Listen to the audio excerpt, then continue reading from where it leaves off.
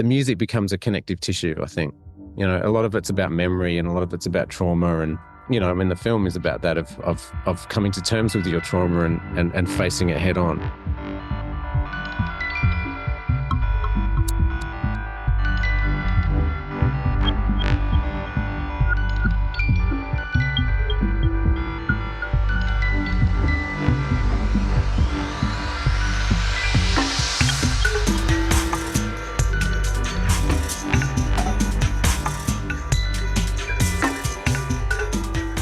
Hello and welcome everyone on the We Need to Talk About Oscar podcast, where today I am joined by composer Jed Kurzel to talk about his new film, Monkey Man. Hi Jed, how is it going? Good. I'm good. In the beginning of interviews, we usually ask our guests what their definitive film experience was. Do you maybe have a core memory where you realize that you have fallen in love with films, or in your case, where this experience is more music related? Mine was, I've told this sort of before, but it was pretty formative in terms of discovering what film music could do. When I grew up, there was a television station here in Australia that just showed basically films from all over the world. It was a television station that was for mainly immigrants, and you know, you would have the different news from all over the world, so that people could get their news. Italians could get their news, or Germans, or Chinese, or So this station on weekends just had films from everywhere. And one time I was watching, like on a Friday night, they had a special going on for a few weeks on giallo films, the Italian horror films. There was one film called Who Saw Her Die, which Morricone scored, but the music was unbelievable. And I was just a kid and I was watching this film, and it was the first time that I kind of realized how important music was to film, but what it could actually do. And it was kind of a creeping horror. It wasn't like jump scares or anything like that. It was just an uneasiness in the music. And I guess, ever since then, I kind of watched a lot of those films when they were on, and then I've subsequently gone back and had a look at all of them as well. But I remember that being a big moment. Mm-hmm. It was a really interesting score too. And now on to Monkey Man. Of course, this was Dev Patel's directorial debut, and he seems very passionate and dedicated towards this film. Could you talk a bit about your relationship with him and how you worked together to create this musical atmosphere for the film? How did we get together? He really liked a score that I'd done for a film previously, and there were certain aspects of that score for Encounter that he really liked, and I think he said reminded him of his childhood. And there's certain sounds in there, so like I don't think he sort of saw it as sounding of the region. I think he just felt it sounded like an abstract version of what his memories were. You know, I don't know, but anyway. He really liked that score and got in contact with me, and I kind of got on the film, and then we went on from there. But it was fantastic working with him. He's incredibly passionate, got a hell of a lot of energy and great ideas, and he really knows what he wants, which is a perfect thing to have in a director. There's someone with a voice who knows exactly what they want and what they're after, but also gives you all this space to kind of explore and do your thing. And from your perspective, how is it different, or is it different at all to work with a first-time director versus an experienced one? I think the difference might be is that, well, in some ways it's kind of, I don't know, it can be freeing in some ways because it's kind of everything's fresh for the director. They go through these different stages of shooting and then editing, and then the music comes along and they're suddenly kind of thrown into that world, which is quite new and I think a little scary for first-time directors, because it's the one part where I think, you know, they probably don't have a handle on in terms of knowing how it's achieved or what the process is.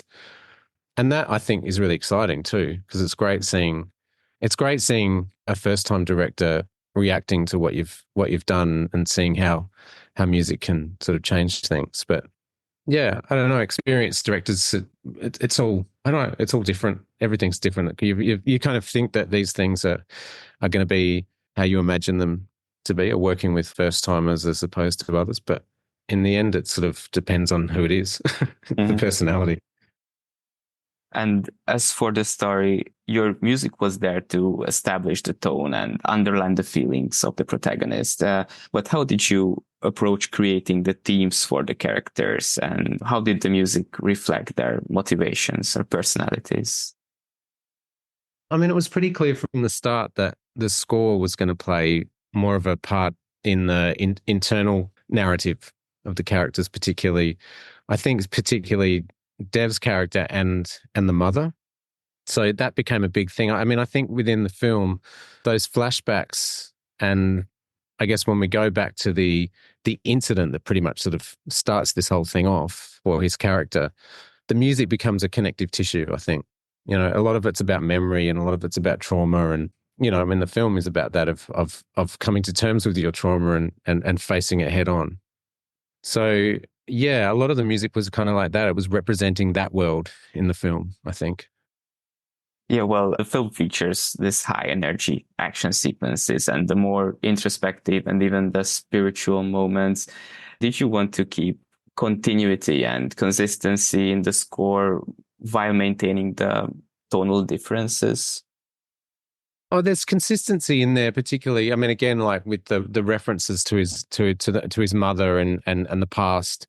There's motifs in there that are peppered out throughout the whole film, and even in certain sections where he's fighting characters, you hear those motifs spring up because, you know, his whole motivation for killing these people is the death of his mother. So we always kind of had that sitting there in the background a lot of the time, you know, and sometimes it's really brutal, and it's sort of like a beautiful melody that's surrounded in this kind of brutality, or sometimes it's just peaceful and it's beautiful, kind of like a lullaby, or, you know, there's a softness to it, you know, that's all tied up with memory and his mother. So yeah. In my perspective, the protagonist is a dynamic character who has a relatively clear arc of growth, while the antagonists do not change over the course of the film too much. And with this character evolution or stagnation, did certain themes or motifs develop as the story progressed? Yeah, I mean, I think it's sort of going back to the question before, and it's all rooted in the past and in that incident with his mother. That I mean, in terms of that motif carries him through the film. So, as I said, how we develop that and what we surround that motif with is basically, you know, is what's represented in his journey. So, and as he's moving through it, that motif is kind of corrupted, or it's bathed in something beautiful, or yeah, I guess we're kind of following his motif. And the music has, I guess it has different functions in different, you know, even there's action scenes and things like that needs something kind of explosive. And then this, you know, him kind of going off into that, taking that kind of drug and then going off into his world, you know, this kind of trippy sort of world. Music had to play a big part in creating that world as well, you know, which is a sort of abstract kind of concept, that world. So yeah, so I mean, again, I think it played a big part in kind of atmosphere and tone as well. Could you talk a bit about your main inspirations for the score? I don't know. I don't really have inspirations. I just start and I watch the film, and it's a feeling. I kind of, you know, if it feels like things are sitting well with it, and the film wants it, then I'll kind of just go down that rabbit hole. That's kind of the way I approach everything. It's sort of like the film pretty much will tell you what it wants. Like if I kind of go in there with a preconceived idea, I end up usually throwing it out. And yeah, and along the way, there's kind of keeping my ear out for really kind of glorious mistakes, you know, that I can I can use. And when you get the film, do you also get notes with it, like where the director or the editor wants specific themes of the score, or do you get like a complete free hands with that, or how does that look? No, so we sat down. There was 2 days actually. We sat down and spotted the film. So we just went through the film, watched it, and stopped at each cue. And Dev would explain to me what the scene was about and what he wanted from the music in those certain areas. There might have been kind of little influences here and there that he may have been referencing, or yeah. And I kind of just take notes, and then I go away and just start throwing things around the film. So, but he was really clear in what he wanted, and those sessions that we did do were really, really inspirational. So, I kind of had a lot to go away with, and definitely kind of was excited to get going. Because of the Indian setting, did you maybe use any authentic instruments? Well, not really. And I think this was I think Dev wanted the environment. There's a kind of musicality to that environment anyway. It's loud and it's noisy and messy. And I think there's a certain musicality to the streets that he wanted to have in there. You have people shouting in the distance. You can hear instruments being played, or cars and traffic, and all of that's such a big part of that environment. So I think within my role, it's sort of slightly references, but in a sort of, I don't know, a shadowy kind of way. There's sounds in there that feel like they could be coming from that environment, or from the region, but they're sort of corrupted or shifted in a way. So, I mean, we did sessions with Zakir Hussain, the tabla player in the film, and he was wonderful. I mean, that was a real highlight to watch him work. He's incredible. And some of that I kind of peppered throughout the score, but otherwise it was all kind of sort of handmade. When I first saw the film, the music wasn't out yet. And for me, the score and the soundtrack not only complemented each other, but also it seemed to me that they blend into each other. So I was kind of guessing which parts were your compositions and which were like other songs that were licensed or just used in the film. And I'm curious about your role in integrating other artists' songs into the score you composed. Were you part of picking those songs and artists to collaborate with, or did you have to work around them?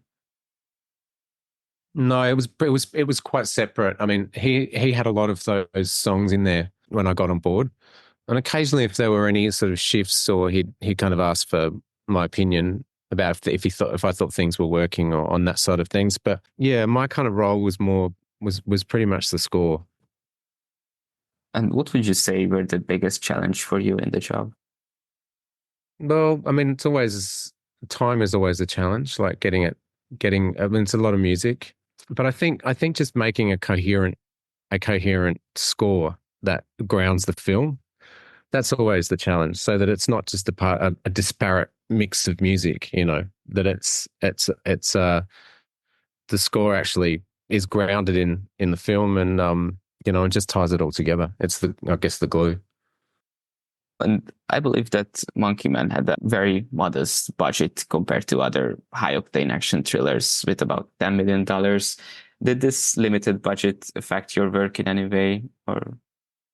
No, not particularly, because I think what we were kind of going for, it wasn't massively orchestrated. So there's definitely orchestral element in it for sure. But I think we're just going for something a little more otherworldly. So, a lot of the sounds I was inventing or making myself. So, and that's sort of how the language of the film, of the score evolved. It wasn't so much sitting down and, pen and paper and writing, well, this is for this flute and this is for the woodwinds, or this is for the strings. It kind of wasn't like that. It was very much an experimental kind of process. Mm-hmm. And do you have a favorite part of the score or a favorite scene in the film?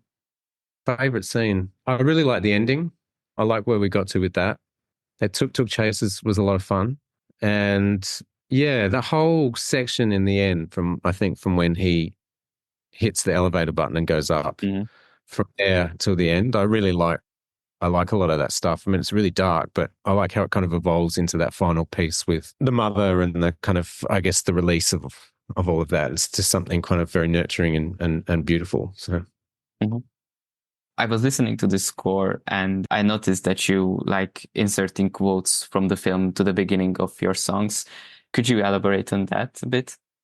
Well, that was interesting because we were getting the music prepared for the release, and then I think we'd just been listening to it with some of the characters and the dialogue, and it sounded really great. And then Ben, the guy I was working with, he started putting together the track listing and leaving a lot of that, some of the dialogue in. And when you listen to it as a whole, it felt really good. It was kind of like a great narrative. So we left it in and just sort of peppered it throughout, sort of similar to the way they used to do soundtracks releases in the 90s, kind of, I remember that getting albums that had bits and pieces of dialogue in them. So yeah, it was a bit like that. Mm-hmm. And now that we are nearing the end of the interview, my last question would be, what emotions or reactions did you aim to evoke through the score? And what do you hope the viewers will take away from the film and its music? I guess for me, the whole film was about facing your trauma head on in a way to free yourself from it. And to me, that was the biggest message in the movie. I mean, it played a massive part in the making of the soundtrack and the score, because, you know, there's a big section in the middle when he goes back and it reveals what is at the heart of his trauma. It's scoring all of that was like, okay, you got to go to a very, very dark place in order for the end to work, you know. So I guess scoring through those kind of peaks and troughs was, you know, it was a challenge, but I really enjoyed it. Yeah. Yeah. And it sounds amazing. Oh, cheers. Well, thank you, Jed, so much for taking the time to talk to us. It was a pleasure to have you here on the podcast. Oh, thank you. Cheers.